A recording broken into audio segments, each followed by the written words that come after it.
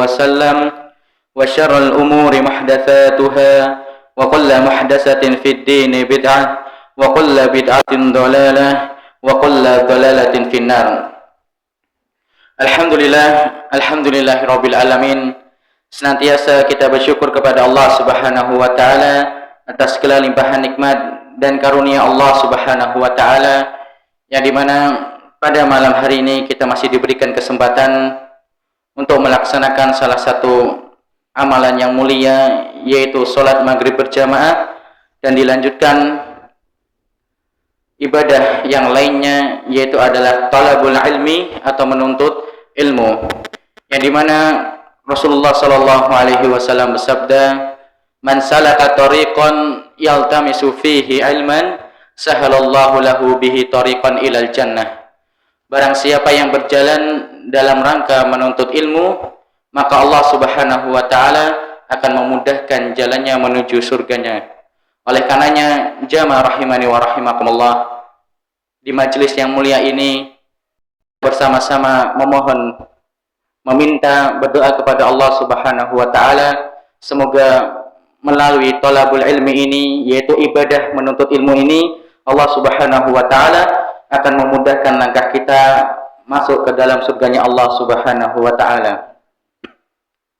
Salawat serta salam kita haturkan kepada suri tauladan kita Rasulullah Muhammad sallallahu alaihi wasallam, kepada keluarga beliau, kepada sahabat-sahabat beliau, dan juga umatnya yang senantiasa menitih jalan beliau hingga hari kiamat kelak. Nah, Bapak Ibu jamaah rahimani wa rahimakumullah, pada pertemuan sebelumnya kita mengawali kajian ini yaitu dengan pembahasan kitab hadis arba'in. Mengapa disebut kitab hadis arba'in, dan juga pembahasan muallif atau Al-Imam An-Nawawi rahimahullahu ta'ala. Dan pada pertemuan minggu lalu kita telah membahas atau mengawali pembahasan hadis yang pertama, yaitu berkaitan dengan niat. Dan juga pada pertemuan sebelumnya kita membahas sababul wurud atau latar belakang yang melatar belakangi pelafatan atau penyebutan hadis yang pertama. Dan juga kita membahas terkait sahabat yang meriwayatkan hadis yang pertama, yaitu adalah sahabat Umar bin Khattab radhiyallahu anhu, yang dimana kita telah mengetahui secara bersama bahwasanya Umar bin Khattab radhiyallahu anhu itu menjadi khalifah atas pilihan dari khalifah sebelumnya, yaitu Abu Bakar As-Siddiq radhiyallahu anhu, yang dimana para khalifah atau para pemimpin sebelumnya itu menjadi pemimpin dengan 3 cara. Cara yang pertama yaitu adalah dipilih oleh ahlul halli wal aqdi, atau bisa kita sebut dengan majelis syura. Nah, metode yang pertama ini seperti halnya pemilihan Abu Bakar As-Siddiq radhiyallahu anhu, kemudian juga Utsman bin Affan radhiyallahu anhu, dan juga Ali bin Abi Thalib radhiyallahu anhu, yang dimana mereka dipilih oleh ahlul halli wal aqdi atau dengan majelis syura. Kemudian metode menjadi pemimpin yang kedua yaitu adalah dengan penunjukan atau pemilihan, yaitu seperti halnya Umar bin Khattab radhiyallahu anhu, yang dimana menjadi pemimpin atas pilihan atau atas tunjuk dari Abu Bakar As-Siddiq radhiyallahu anhu. Dan yang terakhir, yang ketiga, yaitu adalah bil ghalabah, yaitu dengan kekuatan atau atas dasar kemenangan. Nah, kita masuk ke matan hadis atau ke inti hadis, yaitu sabda Rasulullah sallallahu alaihi wasallam, "Innamal a'malu binniyat." Sesungguhnya amalan itu berdasarkan niat. Al-a'mal jam'u amal, wa yasmulu a'mal al-qulub wa a'mal an-nutqi wa a'mal al-jawarih, fatasmulu hadhihi al-jumlah al-a'mal bi anwa'iha.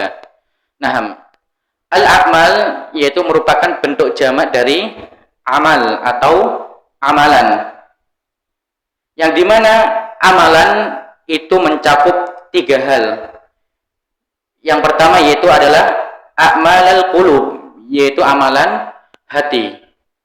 Dan yang kedua yaitu a'malan nutqi atau amalan lisan. Dan yang ketiga a'malal jawarih, yaitu amalan anggota badan. Fal a'malul qalbiyah, adapun amalan hati, ma fil qalbi minal a'mal, yaitu adalah amalan yang kita kerjakan dengan hati. Contohnya katawakkul 'ala Allah, yaitu bertawakal kepada Allah. Wal inabah ilaihi, yaitu kembali atau tobatnya kita kepada Allah Subhanahu wa taala. Wal khasyata minhu, kemudian takutnya kita kepada Allah Subhanahu wa taala. Nah, amalan-amalan tersebut merupakan amalan yang berkaitan dengan hati, yaitu tawakal, bertaubat, kemudian takutnya kita kepada Allah Subhanahu wa taala, dan yang lainnya itu semua adalah amalan yang berkaitan dengan hati. Wal a'malun nutqiyah ma yamtiku bihil lisan. Nah, adapun amalan lisan yaitu adalah amalan yang dikerjakan oleh lisan kita. Wa ma aktsara aqwalal lisan. Nah, betapa banyak amalan yang bisa kita kerjakan dengan lisan kita. Nah, salah satu contohnya yaitu adalah berzikir, berdoa, dan semisalnya. Berzikir itu sangat banyak sekali. Istighfar, astagfirullah, kemudian tasbih, subhanallah, kemudian tahmid, alhamdulillah, at-takbir, Allahu akbar, tahlil, la ilaha illallah, dan juga doa-doa. Itu semuanya adalah al-a'mal an-nutqiyah, yaitu adalah amalan yang berkaitan dengan lisan. Wal a'malul jawarihiyah, adapun amalan anggota badan, a'malul yadaini war rijlain, yaitu adalah amalan yang berkaitan dengan 2 tangan dan juga 2 kaki kita. Contoh yaitu adalah salat, haji, yang dimana kita melaksanakan ibadah tersebut dengan anggota badan kita. 6. Al-a'malu bin niyat. 6. Setiap amal itu berdasarkan niatnya. 6. An-niyat jam'u niyah. Adapun an-niyat itu adalah jamak dari niyah. Apa itu niyah? Wahia al-qasdu. Nah, niat secara bahasa itu artinya adalah al-qasdu atau maksud, yaitu tujuan. Wa syar'an, adapun secara syariat, al-azmu ala fi'lil ibadah taqarruban ila Allah Ta'ala. Nah, niat secara syariat yaitu adalah al-azmu, yaitu tekad yang kuat ala fi'lil ibadah, untuk mengerjakan ibadah, taqarruban ilallah ta'ala, yaitu dengan melandaskan atau dengan menginginkan mendekatkan diri kita kepada Allah Subhanahu wa ta'ala. Wa mahaluha al-qalbu, dan yang namanya niat itu letaknya ada di dalam hati. Fahiya amalun qalbiyun wa la ta'allaqa lil jawarihi biha, dan yang namanya niat itu merupakan amalan hati dan tidak ada sangkut pautnya dengan anggota badan. Wa innama likulli imri'in ay likulli insan ma nawa. Nah, dan sesungguhnya setiap orang itu akan dibalas berdasarkan apa yang dia niatkan. Nah, di sini ada permasalahan, hal hatani al jumlatan bima'na wahid atau mukhtalifatan, yaitu kalimat innamal a'malu binniyat, sesungguhnya amalan berdasarkan niat, dan juga kalimat wa innama likulli imri'in ma nawa, dan setiap orang itu akan dibalas berdasarkan niatnya. Dua kalimat ini bimakna wahid, apakah maknanya itu sama, au mukhtalifatan, atau memiliki makna yang berbeda. Nah, al-jawab yajibu an na'lam annal asla fil kalam at-ta'sis dunna tauqid. Nah, jadi kita harus mengetahui bahwasannya asal dari suatu perkataan itu adalah at-ta'sis, bukan at-tauqid. Apa itu at-ta'sis? Wa makna at-ta'sis anna tsaniyah laha makna mustaqil. Bahwasanya yang namanya ta'sis yaitu adalah kalimat yang kedua itu memiliki makna yang berbeda daripada kalimat yang pertama. Wa makna at-tauqid anna tsaniyah bimakna al-ula. Adapun yang namanya at-tauqid bahwasanya kalimat yang kedua itu memiliki makna yang sama dengan kalimat yang pertama. Nah, walil ulama rahimahullah fi hadhil mas'alah ra'yani. Dan para ulama itu memiliki dua pendapat dalam masalah ini. Awwaluhuma, yang pertama, annal jumlataini bimakna wahid, bahwasanya dua kalimat yang ada di hadis tersebut yaitu sesungguhnya amalan berdasarkan niat dan setiap orang itu akan dibalas berdasarkan niatnya. Menurut pendapat yang pertama, dua kalimat tersebut memiliki makna yang sama. Nah, faqad qala Nabi sallallahu alaihi wasallam innamal a'malu binniyat. Nah, menurut pendapat yang pertama, ketika Rasulullah sallallahu alaihi wasallam bersabda kalimat yang pertama, innamal a'malu binniyat, sesungguhnya amalan itu berdasarkan niat, wa akkada dzalika biqoulihi sallallahu alaihi wasallam wa innama likulli imri'in ma nawa.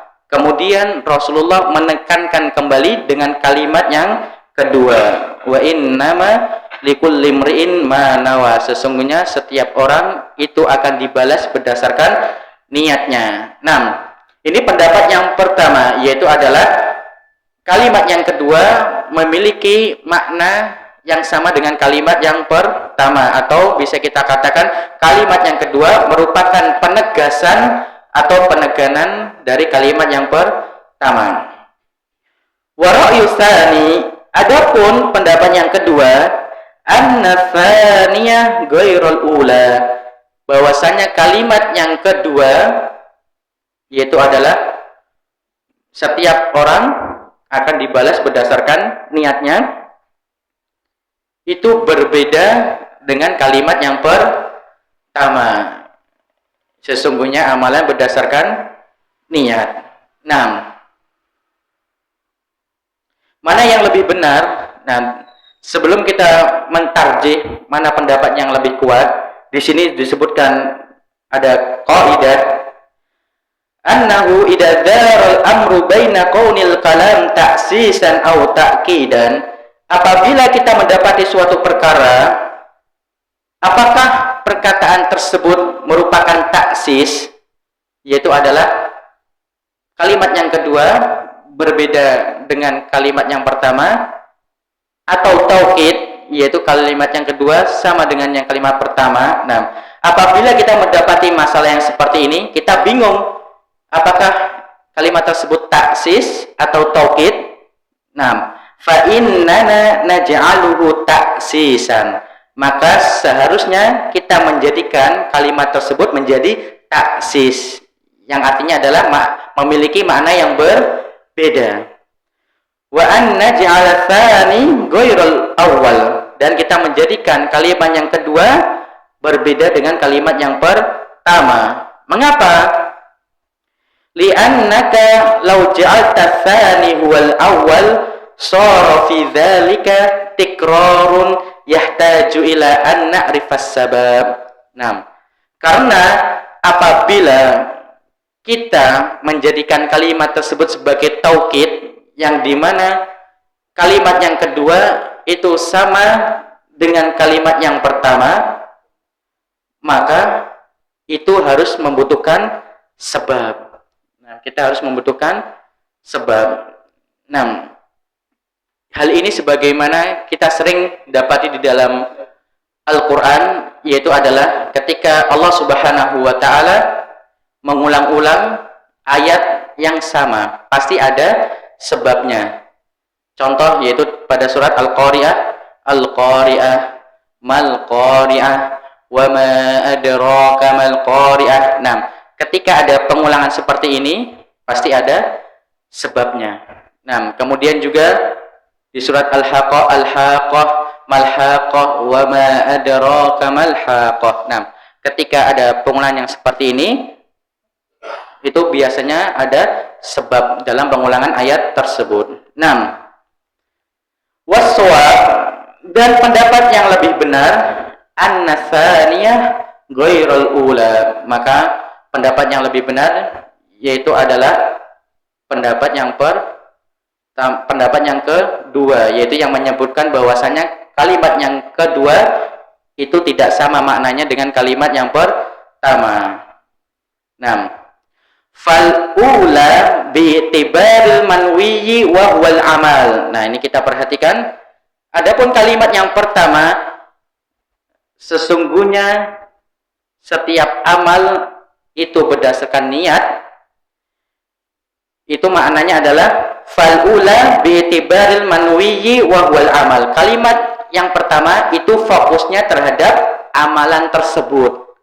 Nah, wasaniyah, adapun kalimat yang kedua, wa innama likulli imri'in ma nawa, dan setiap orang akan dibalas berdasarkan niatnya, bi'tibaril manwiyyi lahu wa huwal ma'mulu lahu, yaitu fokusnya pada niatnya. Hal anta amilta lillah au amilta lidunya, apakah engkau beramal karena Allah Subhanahu wa Ta'ala atau karena dunia. Nah, ini adalah perbedaan cangkupan makna yang ada di kalimat yang pertama dan yang ada di kalimat yang kedua. Memang kalau kita mendengar sekilas itu kurang lebih sama. Ternyata kalau kita lebih mendetail pembahasannya, kalimat yang pertama fokus dalam amalannya, pembahasan amalan, sedangkan yang kalimat yang kedua itu fokus dalam pembahasan niat. Nah, wal maqsudu min hadhihi niyyah tamyizul adat minal ibadat wa tamyizul ibadat ba'duha min ba'. Nah, ini poin yang sangat-sangat penting. Nah, apa tujuan dari niat? Nah, tujuan dari niat itu ada dua. Yang pertama, tamyizul adat minal ibadat, yaitu adalah untuk membedakan antara adat, kebiasaan, dan juga ibadah. Dan yang kedua, tamyizul ibadat ba'diha min ba', yaitu adalah untuk membedakan satu ibadah dengan ibadah yang lainnya. Nah, tamyizul adat minal ibadat misaluhu, yaitu membedakan adat atau kebiasaan dengan ibadah. Contohnya, awalan, yang pertama, ar-rajulu ya'kulut ta'ama syahwa faqad. Ada seseorang yang dimana dia makan ya karena mengikuti hawa nafsunya. Ketika dia lapar dia makan, ketika dia haus dia minum. War-rajulul akhar, adapun orang yang kedua, ya'kulut ta'am imtithalan li amrillahi azza wajal. Dia makan karena mengikuti perintah Allah Subhanahu wa Ta'ala, yang dimana Allah Subhanahu wa Ta'ala berfirman, wa kulu washrabu, makanlah dan minumlah. Aklu tsani ibadah, oleh karenanya orang yang kedua ketika dia makan akan terhitung sebagai bentuk ibadah, karena dia makan atas dasar mengikuti perintah Allah Subhanahu wa Ta'ala. Wa aklul awal adah, adapun orang yang pertama dia makan hanya karena adah, yaitu kebiasaan. Ini contoh yang pertama. Sanian, contoh yang kedua, ar-rajulu yattasilu bil ma'i tabarrudan, yaitu ada orang yang pertama dia mandi hanya untuk supaya seger. Misal biasanya kan siang di sini sangat panas. Nah, kemudian dia mandi. Kita tanya, "Loh, kenapa kamu mandi?" "Ya biar seger, biar hawanya nggak sumuk." Nah, wasani, adapun orang yang kedua, yattasilu bil ma'i minal janabah, yaitu dia mandi karena niatnya untuk mandi junub. Fal awwalu ada wasani ibadah.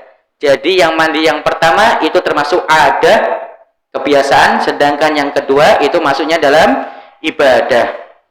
Nah, walihada law kana 'alal insan janabah thumma in ghamasa fil bahri littabarud thumma shala fala yujzu dzalika li'annahu la budda minan niyah wa huwa lam yanwi at-ta'abbud wa innama nawa at-tabarud. Nah, akan tetapi kita juga harus memperhatikan, misal ada seseorang yang sedang junub,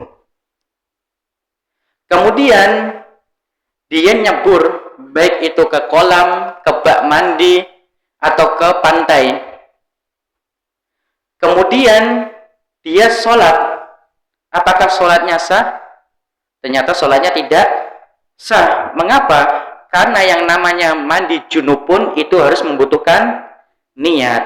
Nah, wa huwa lam yanwi at-ta'abbud wa innama nawa at-tabarrud. Karena orang yang seperti itu pada sejatinya belum meniatkan untuk beribadah, tetapi meniatkan hanya untuk at-tabarrud, yaitu supaya badannya seger. Nah, dan ini bisa kita misalkan dengan yang lainnya, banyak sekali kebiasaan kita yang bisa kita jadikan sebagai bentuk ibadah. Contoh yang paling kecil yaitu adalah memakai sandal. Nah, kita memakai sandal memulai dengan yang kanan, kemudian kita sisiran. Nah, kita sisiran, menyisir rambut kita dari yang kanan. Kemudian kita masuk masjid itu mendahulukan kaki yang kanan. Apabila hal-hal yang kecil seperti ini kita niatkan mengikuti sunnah anjuran Rasulullah Shallallahu Alaihi Wasallam, itu akan bernilai ibadah. Tetapi sebaliknya, kalau kita tidak niatkan ibadah, itu hanya akan menjadi kebiasaan, iman-iman, tidak terhitung sebagai ibadah. Oleh karenanya jamaah rahimani wa rahimakumullah, ternyata kebiasaan kita, hal-hal yang sepele, yang kecil, itu apabila kita niatkan dan memang sesuai dengan tuntunan Rasulullah Shallallahu Alaihi Wasallam, itu akan bernilai sebagai bentuk ibadah. Nah, walihada qala ba'du ahlil ilmi, oleh karenanya sebagian para ahli ilmi, para ulama mengatakan ibadatu ahlil ghaflah ada wa adatu ahlil yaqda ibadah, yaitu adalah ibadahnya orang yang lalai itu akan bernilai sesuatu kebiasaan, akan tetapi kebiasaannya orang yang sadar itu akan bernilai sebagai bentuk ibadah. Nah, ini merupakan kalimat yang bagus. Ibadatu ahlil ghaflah adat, ibadahnya orang yang lalai itu akan menjadi sesuatu kebiasaan, hanya bernilai kebiasaan. Akan tetapi kebiasaan orang yang sadar itu akan bernilai sebagai bentuk ibadah. Nah, di sini disebutkan ibadatu ahlil ghaflah ada. Ibadahnya orang yang lalai itu akan hanya bernilai suatu kebiasaan. Contoh, man yaqumu wa yatawadda wa yusalli wa yadhhab 'alal 'adah. Yaitu misal ada orang yang dia wudu, dia sholat. Kalau ditanya, "Loh Mas, kenapa kok jam 12 ke masjid, jam 3 ke masjid?" Nah, ya saya biasanya kayak gini Pak, ya kalau ada azan ya saya ke masjid. Nah, yang harusnya ibadah ini hanya akan bernilai sebagai apa? Adat, kebiasaan, iman-iman. Nah, akan tetapi sebaliknya, wa adatu ahlil yaqdah ibadat. Kebiasaannya orang yang sadar itu akan bernilai sebagai bentuk ibadah. Contoh, man yaqulu imtithalan li amrillah yuridu ibqa'a nafsihi wa yuridu at-takaffuf 'anil nas fayakunu dzalika ibadah. Nah, contoh misal ada orang yang dia makan, yang dimana makan tersebut mengikuti perintah Allah Subhanahu wa Ta'ala, dan untuk menguatkan badannya sehingga dia bisa menjalankan ibadah. Dia kuat untuk sholat, dia kuat untuk mungkin berzikir dan semisalnya.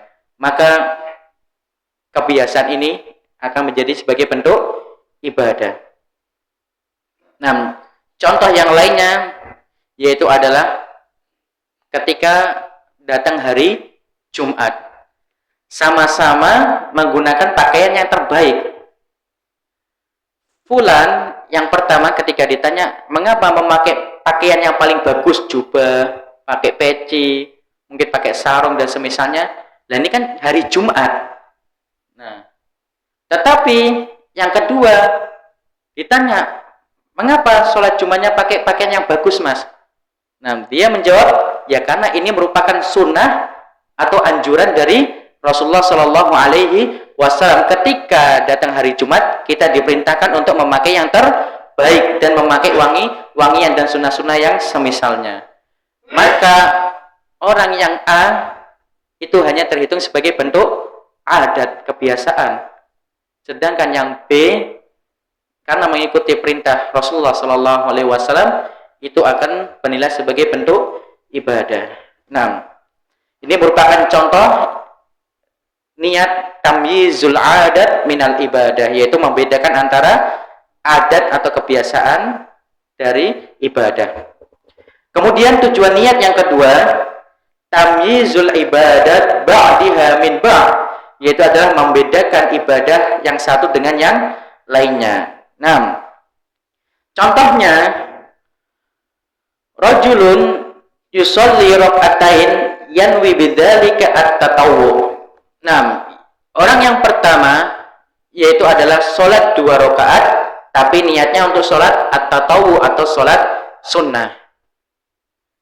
Wa akhar yusolli raka'atain yanwi bidzalika al-faridah. Orang yang kedua sama-sama sholat 2 rakaat tapi niatnya untuk sholat wajib. Nah, fal amalani tumayyiza bin niyah. Maka 2 amalan tersebut bisa dibedakan melalui niat. Jadi yang pertama niatnya untuk sholat sunnah, sedangkan yang kedua sholatnya untuk sholat wajib walaupun sama-sama sholat 2 rakaat.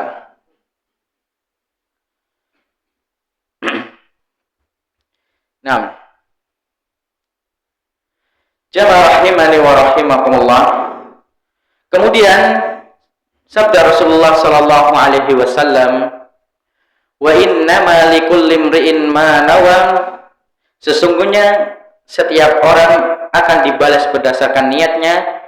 Hadhihi hiya niyatul ma'mulil lahu. Nah, maksudnya di sini adalah perkara niat atau tujuannya.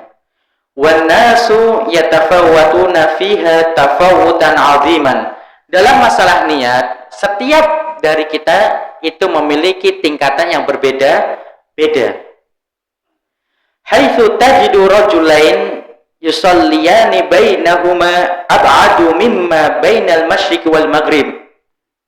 Terkadang bisa kita temukan 2 orang yang sama-sama sholat, tetapi di sisi Allah Subhanahu wa Ta'ala sholatnya mereka berdua itu seperti hanya al-masyriq, timur, wal maghrib, dan juga barat.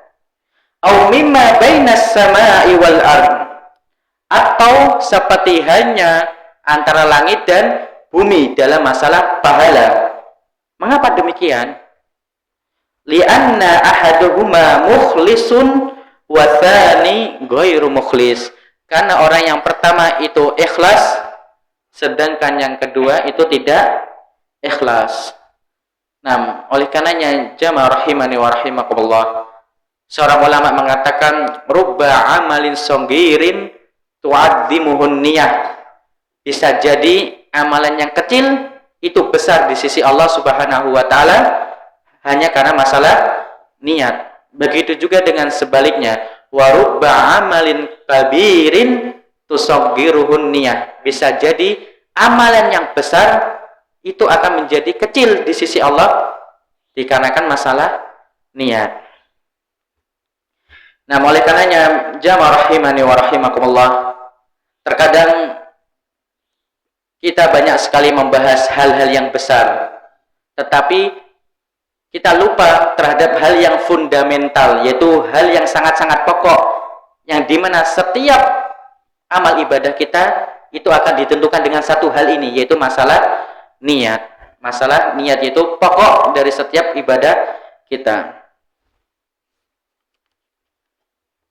Nah, kemudian juga di sini disebutkan permisalan, yaitu ada orang yang sama-sama belajar fikih, belajar tafsir, belajar ilmu agama yang lainnya. Dua orang yang sama-sama belajar ilmu yang sama, kemudian belajar dengan guru yang sama, belajar di tempat yang sama. Tetapi di sisi Allah Subhanahu wa taala dua orang itu berbeda. Mengapa demikian? Yang pertama, min ajli an yakuna qadiyan. Ternyata orang yang pertama belajar ilmu agama hanya untuk menjadi qadi atau hakim. Yang dimana al-qadi lahu ratibun rafi'un wa martabatun rafi'ah. Yang namanya qadhi atau hakim itu memiliki gaji yang tinggi dan juga memiliki kedudukan yang tinggi. Nah, jangankan hakim Pak ya. Nah, setahu anak, kalau anak nggak lupa itu, bahkan satpam itu gajinya lebih tinggi kalau dibandingkan dengan kita. Nah, dulu tahun berapa ya? Tahun sekitar 2015, nah sekitar 2015, 2016 nah. Pernah istilahnya iseng-iseng nanya, Anda dapat info gaji satpam itu paling rendah itu 5.000 real. 5.000 real itu berarti berapa Pak Rizky? Kalau 1 real 4.000, 20 juta. Kui gajine satpam. Nah, kita akan membahas ini sedikit. Nah, walaupun di luar konteks. Nah, ini mengapa Arab Saudi itu menjadi negara yang makmur. Nah, ini jarang sekali dibahas. Tapi kalau kita cermati, ternyata Masya Allah ada hikmah yang besar. Nah, kalau kita cermati di sana, mungkin jenengan yang sudah ke sana, baik itu haji atau umroh, pasti jenengan mungkin akan sadar orang pribumi itu lebih sedikit daripada orang luar. Gitu aja, Pak. Nah, orang pribumi itu lebih sedikit daripada orang luar. Jadi orang Arabnya itu sangat-sangat sedikit. Istilahnya populasinya daripada orang luar. Makanya mereka banyak sekali mendatangkan pekerja-pekerja dari luar, baik itu dari India, Pakistan dan Bangladesh. Nah, kalau kita cermati dalam dunia pekerjaan di Arab itu memiliki kasta. Kasta yang terbawah, maksudnya pekerja lapangannya itu India, Pakistan, Bangladesh. Makanya kalau kita lihat pegawai-pegawai kebersihan di Masjid Nabawi, Masjidil Haram itu banyak dari mereka. Nah, di atasnya mereka berarti head office, yaitu ketua bagian, itu orang Mesir. Nah, kebanyakan orang Mesir karena mereka termasuk orang-orang yang cerdas. Nah, dan yang paling atas, nah kalau bahasa kita sekarang CEO, CEO-nya kita itu hanya boleh orang Saudi. Walaupun dalam tanda kutip kemampuan mereka itu jauh di bawah orang head office-nya itu orang Mesir. Tapi kalau kita lihat, inilah salah satu istilahnya keputusan sangat bagus yang dibuat oleh Raja Arab Saudi. Apapun pekerjaannya, yang jadi bos harus orang Saudi. Dan bahkan sekaya apapun kita nggak akan bisa beli tanah di sana. Makanya kalau di sana, kalau punya usaha, kita nggak bisa beli, kita nyewa atas nama orang Saudi. Masya Allah. Jadi mereka benar-benar istilahnya mensejahterakan warganya mereka. Dan mereka tidak boleh di bawah kepemimpinan bangsa lain. Nah, ini kalau kita lihat dari sisi kacamata Islam ini sangat bagus ya. Jadi memang mereka benar-benar memuliakan masyarakatnya. Nah, kalau kita lihat di sini kan mall, ruko-ruko di sini mana punya orang Indonesia ya Pak? Enggak punya. Nah, bukan orang Indonesia, punya siapa Pak? Amin. Nah, biasanya orang Cina. Mall, hotel-hotel, ruko-ruko yang besar jarang sekali orang-orang asli kita. Nah, kembali ke pembahasan. Nah, jadi disebutkan ada dua orang yang belajar ilmu yang sama, kemudian guru yang sama, sekolah yang sama, tetapi niatnya itu berbeda. Yang pertama hanya untuk menjadi hakim, karena dia sadar hakim gajinya tinggi, memiliki kedudukan di masyarakat. Sedangkan yang kedua, darasal fiqha min ajli an yakuna aliman mualliman li ummati Muhammadin sallallahu alaihi wasallam. Fabainahuma farqun azim. Dan yang kedua, orang belajar fikih tujuannya menjadi orang alim, berilmu, dan mualliman, yaitu menjadi guru, mengajarkan kepada umat Rasulullah sallallahu alaihi wasallam. Maka dua hal ini merupakan perbandingan yang sangat-sangat jauh.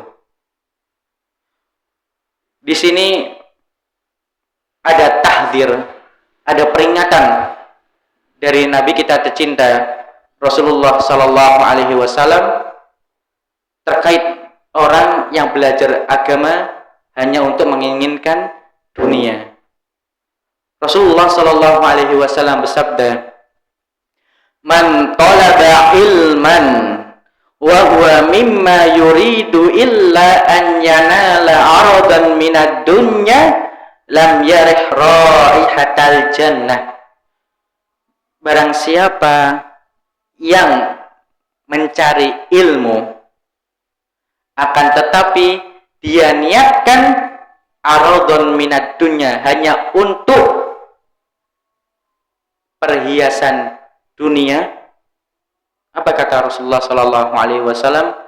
Lam yarih raihatal jannah. Dia tidak akan pernah merasakan harumnya surga. Na'udzubillah min dzalik. Oleh karenanya jamaah rahimani wa rahimakumullah, ini juga sebagai peringatan kepada kita semua bahwasanya kita sudah membahas pada minggu lalu, hadirnya kita di sini, setiap amal ibadah kita tujukan atas dasar mengharapkan ridha Allah dan mengharapkan wajah Allah Subhanahu wa taala. Karena melihat wajah Allah Subhanahu wa taala itu merupakan nikmat terbesar yang Allah Subhanahu wa taala siapkan untuk penduduk surga. Adapun azab terpedih yang ada di neraka itu adalah sebaliknya. Kalau nikmat terbesar di dalam surga yaitu melihat wajah Allah, maka azab terbesar yang ada di dalam neraka yaitu adalah ketika seseorang diharamkan melihat wajah Allah. Maknanya apa? Ketika seseorang diharamkan tidak boleh melihat wajah Allah, maka otomatis dia kekal di dalam neraka. Karena syarat untuk melihat wajah Allah itu harus masuk surga. Oleh karenanya azab terpedih di dalam neraka itu adalah seseorang diharamkan melihat wajah Allah Subhanahu wa taala. Oleh karenanya di akhir majelis ini kita berdoa meminta kepada Allah Subhanahu wa taala, semoga Allah Subhanahu wa taala memasukkan kita ke dalam surganya, dan sebagaimana Allah Subhanahu wa taala mengumpulkan kita di rumahnya ini, semoga Allah Subhanahu wa taala juga mengumpulkan kita kembali di dalam surganya Allah Subhanahu wa taala. Kurang lebihnya kami mohon maaf. Semoga yang sedikit ini bermanfaat bagi kita semua. Kita tutup dengan doa kafaratul majlis. Subhanakallahumma wa bihamdika asyhadu an la ilaha illa anta astaghfiruka wa atubu ilaik. Wassalamualaikum warahmatullahi wabarakatuh.